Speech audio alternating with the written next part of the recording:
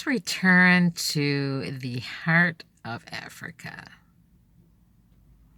The conjoining of the West African continent with the East African continent at a certain time of low tides, further baked in by the sun to make sure that no one slipped through, almost like potholes in the road. And once the baking was done by the sun on the road that was exposed between the two, a celebration took place. Now, at some point, they stopped having this celebration called the Celebration of the Heart. And then a child was born. His name was Destiny.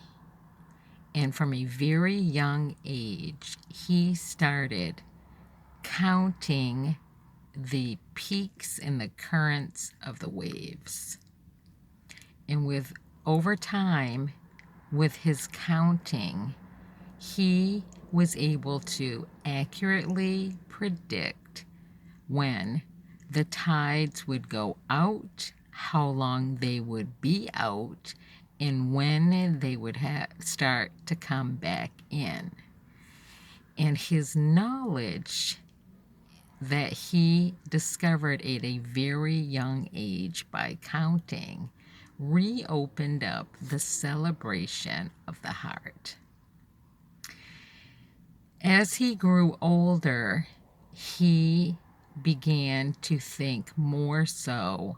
His focus was on how to protect his people because they were his number one priority. And when you focus in on protecting your people, you start to see things that other people don't see.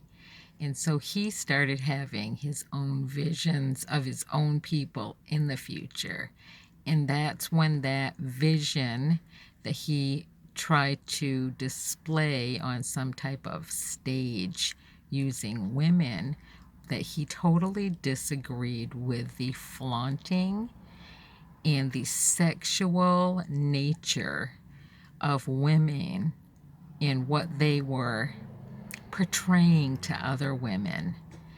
And he wrote in his own notations the word slut, S-L-U-T, because that's what he saw.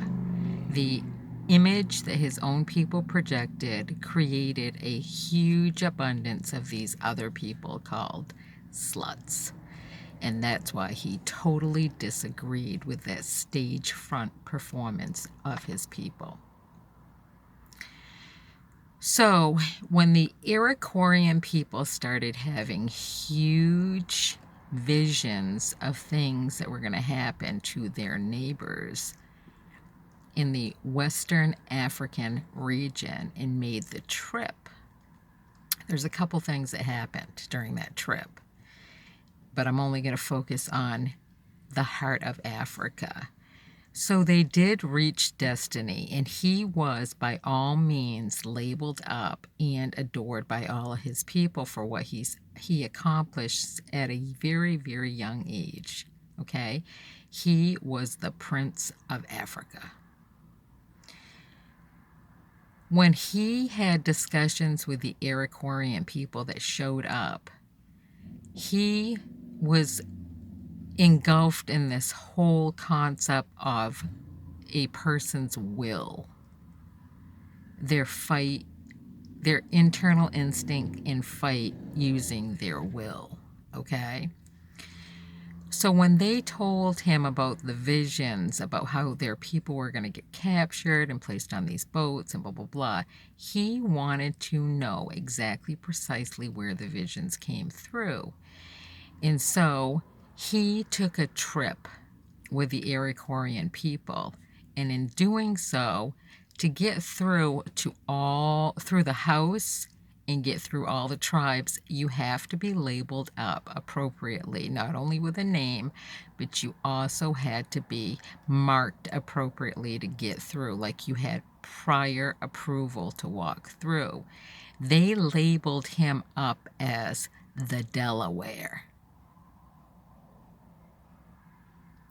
And when he came up and stood at the point where they had these visions, he felt a sign of relief because he knew that his neighbors were there and they made that long distance trip to help protect them. And when they left, the parting of the two, the Iroquoian people gave him a remembrance of where they found him and what he was doing at the time, and told him never to forget the vision that came through that he was trying to push through to his people. And they gave him a little sack of shiny gold objects, which later became known as like golden nuggets. And he carried that back through and focused more on the will of an individual and the presence of shiny objects like gold. Destiny is the prince of Africa, the heart of Africa.